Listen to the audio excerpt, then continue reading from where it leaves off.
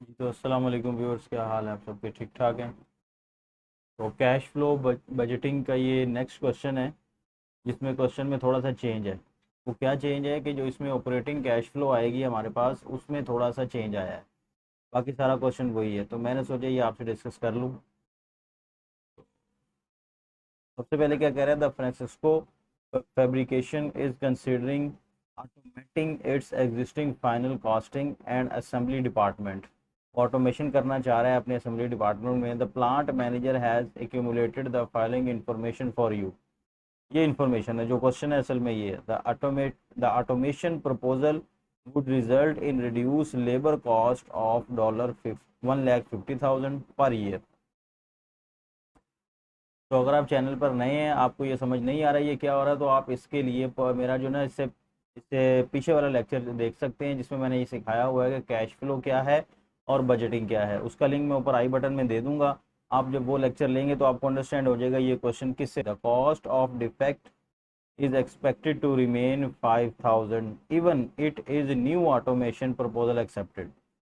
अब इस लाइन में देखें, उसने कंफ्यूज कर दिया। इसमें कह रहा है कि अगर नया प्लांट हम लगा भी लेते हैं तो ये जो 5,000 की हमारी डिफेक्ट मटेरियल निकलता है वो तब भी निकलेगा। तो इसका मतलब ये वो कॉस्ट है जिसका नए प्रोजेक्ट लगाने से कोई फर्क नहीं पड़ता, ये होनी ही होनी है। तो ये एक किस्म की संक कॉस्ट है जो इसमें ऐड नहीं होगी।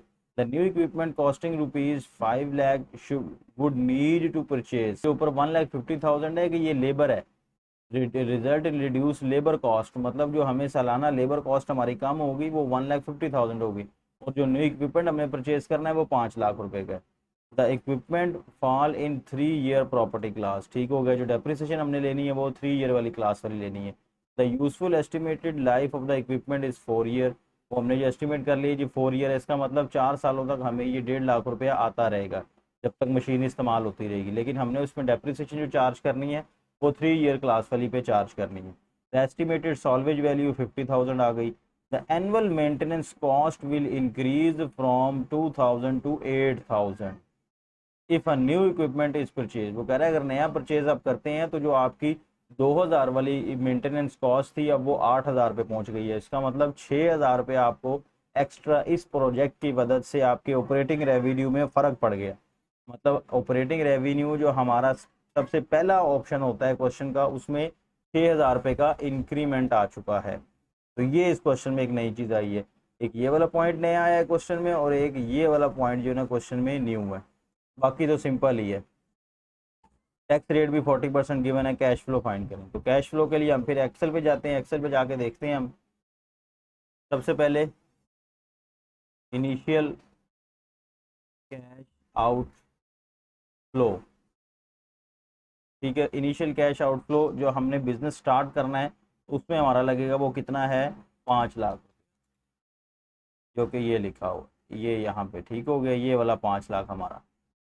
देन उसके बाद अब हमने देखना है कि हमारा प्रॉपर्टी क्लास कितने साल की है। प्रॉपर्टी क्लास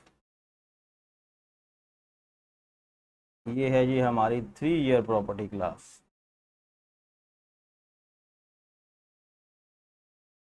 ठीक हो गया, इधर 1, 2, 3 and 4।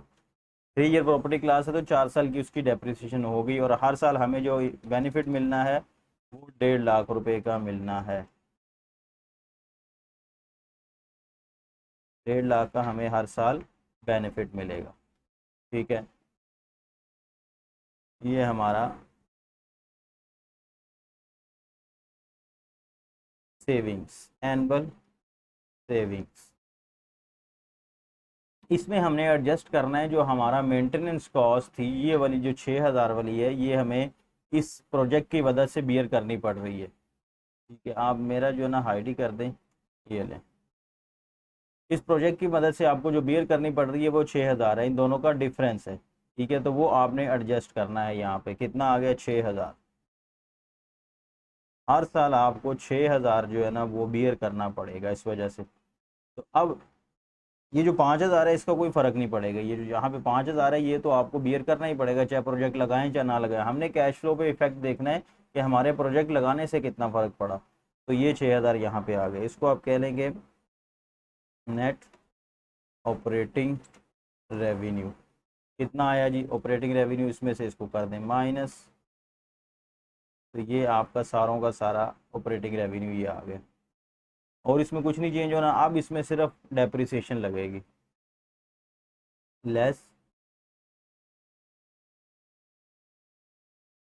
Counting depreciation. Counting depreciation 3 सालों वाली कैसे लेनी है, उसी तरह लास्ट प्रोसीजर की तरह आप इसको क्या करेंगे, मल्टीप्लाई कर देंगे 1/3 से। पहले साल जो होगी वो हाफ ईयरली ली जाएगी, नेक्स्ट ईयर इसको डबल ले ली जाएगी। कैसे लेंगे डबल, इसमें से ये माइनस करेंगे, ये वाली डेप्रिसिएशन जो माइनस हो गई इसको हम मल्टीप्लाई कर देंगे 1/3 मल्टीप्लाई बाय 2, ठीक हो गया।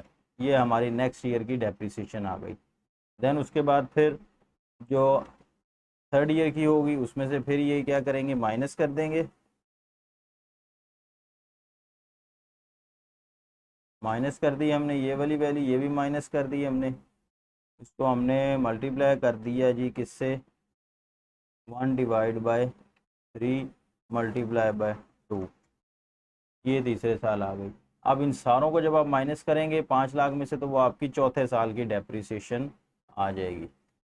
ये जो इनिशियल कॉस्ट है इसमें से आपने माइनस कर दिया इसको भी और इसको भी, तो ये आपके पास चौथे साल की डेप्रिसिएशन आ गई।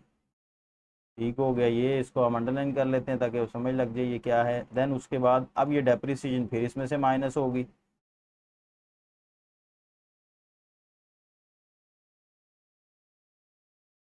Operating revenue before tax. Before tax हमारा ऑपरेटिंग रेवेन्यू कैसे आएगा, इसमें से माइनस कर देंगे इस वैल्यू को, तो नेगेटिव आ जाएगा जी, अंडरस्टूड है, नेगेटिव आएगा। ये आ गई हमारे पास, ये दोनों वैल्यूज नेगेटिव हैं, क्यों, क्योंकि डेप्रिसिएशन हमारी ज़्यादा है और हमारी जो इनकम आ रही थी हमें वो कम है। तो इसमें से अब हम निकालेंगे tax, at the rate of 40% है टैक्स हमारा, इसको 40% से मल्टीप्लाई करें, तो ये टैक्स आ गए। इस सारों को आप ये लगा दें, तो ये आपका टैक्स बेनिफिट इसमें से निकल गया। Net operating revenue after tax, after tax कैसे आएगा, अब ये दोनों नेगेटिव है, ये नहीं कि इन दोनों को आपने जमा कर देना, इन दोनों को आपने इस तरह से करना है कि आपने इनको माइनस करना है। असल में 22666.7 माइनस 9066.67,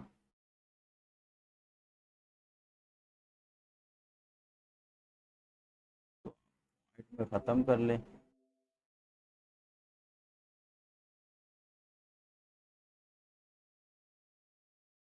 ठीक हो गया, इसका मतलब ये हमारा लॉस आ रहा है, इसको भी आप पॉइंट ख़त्म कर लें ताकि आपकी कन्फ्यूजन दूर हो जाए।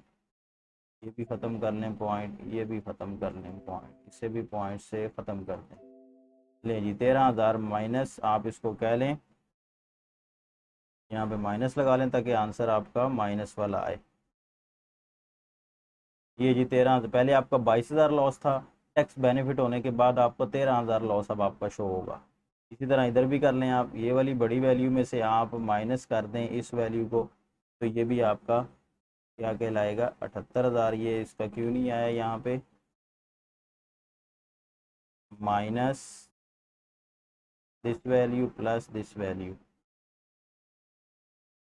तो आज से ही लिखना पड़ेगा 78222 प्लस 36,298, ये भी आपका इतना लॉस रह गया। पहले 78,000 था लॉस, अब इतना लॉस रह गया।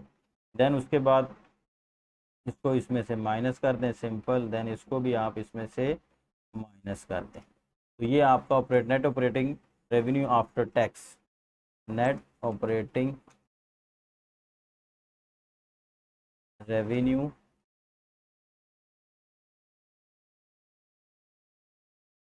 या इसको आप यूँ कर लें add back depreciation, depreciation depreciation कितनी है, ये जो हमने ऊपर डेप्रिसिएशन निकाल ली है, इन सारों को आप कॉपी करें और आगे पेस्ट कर दें, तो ये आपका सारा आ गया। देन अब आप इसको इसमें ऐड करेंगे, तो ये आपका डेप्रिसिएशन इफेक्ट भी इसमें आ जाएगा। ठीक हो गया। ये जब आप डेप्रिसिएशन इफेक्ट इसमें ऐड कर देंगे तो ये आपका क्वेश्चन ऑलमोस्ट कंप्लीट हो जाएगा। अब सिर्फ जो रह जाएगा वो टर्मिनल ईयर रह जाएगा। Terminal year cash flow, terminal year cash flow कैसे आया, ये तो लास्ट ईयर का कैश फ्लो है। इसमें आपने जो उसकी सॉल्वेज वैल्यू है वो ऐड कर देनी है और जो टैक्स आपको पड़ेगा उस साल वो आपने माइनस कर देना है। तो सॉल्वेज वैल्यू कितनी है यहाँ पे, ये रही सॉल्वेज वैल्यू 50,000। इसको आप यहाँ पे लिखें 50,000, ये आपने लाइन में यहाँ पे लिख लेना है। उसके बाद आपने इसका टैक्स लेना है 50,000 का 40% आप टैक्स ले लेंगे। देन आपके पास फाइनल इंक्रीमेंट आ जाएगी। इसमें से आप ऐड कर देंगे ये वाली वैल्यू, माइनस कर देंगे ये वाला टैक्स। तो ये आपका जो है ना फाइनल सॉल्वेज आपका कैश फ्लो आ जाएगा जो लास्ट ईयर का हो। इन सारों को आप स्ट्रीमलाइन में लिख देंगे कि जी हमारे पास जो था 5 लाख हमारा जो इनिशियल हुआ ये ज़ीरो में है आपका। पहले साल आपकी जो है वो कितनी आ रही है, ये वाली वैल्यू। इनको उठा के आप जब लिखेंगे यहाँ, कॉपी नहीं करेगा क्योंकि फार्मूला लगा हुआ है। ये आ गया, ये आ गया यहाँ पे, ये दूसरे साल आपको रिटर्न, ये तीसरे साल आपका रिटर्न और ये आपका चौथे साल का रिटर्न, ये आ गया। इन सारों का अगर आप सम करें यहाँ पे, अगर मैं फॉर एग्जांपल सम लेना चाहता हूँ तो मैं इन सबको सिलेक्ट करके देखता हूँ कि हमारा रिटर्न रेट कितना निकला है, 5 लाख जी। अगर हमें अब ये देखो रेट कितना है जी मेरा, जो एक्सपेक्टेड रेट ऑफ रिटर्न होगा, जिस तरह के अगर हम यहाँ पे बात करें, ये हमारा एक्सपेक्टेड रेट ऑफ रिटर्न कितना हुआ, तो रिटर्न कितना है पहले तो ये देखें। सबसे पहले रिटर्न निकालें, हाउ मच रिटर्न, रिटर्न कितना आया, इनिशियल इन्वेस्टमेंट हमारी कितनी थी माइनस हमें जो रिटर्न मिलेगा टोटल वो कितना है। बड़ी वैल्यू पहले लिखें आप, ये बड़ी वैल्यू माइनस 5 लाख, ये रिटर्न है आपका। ये रिटर्न हमारा 5 लाख का कितने परसेंट है, रिटर्न इन परसेंटेज। क्या करेंगे, इसको डिवाइड कर देंगे आप टोटल वैल्यू से और फिर उसको आप परसेंटेज में कन्वर्ट कर लेंगे। That is equal to 15.12%। ये रिटर्न आपका आया है, एक्सपेक्टेड रेट ऑफ रिटर्न। अगर क्वेश्चन में आपको ये भी कह देता है कि इस प्रोजेक्ट का रिक्वायर्ड रेट ऑफ रिटर्न 14% है तो एक्सपेक्टेड रेट ऑफ रिटर्न कितना होगा, तो ये कंपैरिजन आप इस तरह निकाल सकते हैं। तो आई होप सो कि आपका ये जो है ना एक छोटा सा टॉपिक कैश फ्लो वाला कंप्लीट हो गया होगा। अब नेक्स्ट इंशाल्लाह हम चलेंगे कैपिटल बजटिंग टेक्निक्स में, required rate of return, net present value, हम उस क्वेश्चन पे हम मूव करेंगे। तो ये एक बेसिक सा क्वेश्चन था, बेसिक सा एक टॉपिक था जो आपको कवर हो गया हो। आई होप सो अगर आपको वीडियो पसंद आई है तो इसको लाइक शेयर कर दें, चैनल को सब्सक्राइब कर दें और नेक्स्ट वीडियो तक के लिए अपना ख्याल रखिएगा। अल्लाह हाफिज़।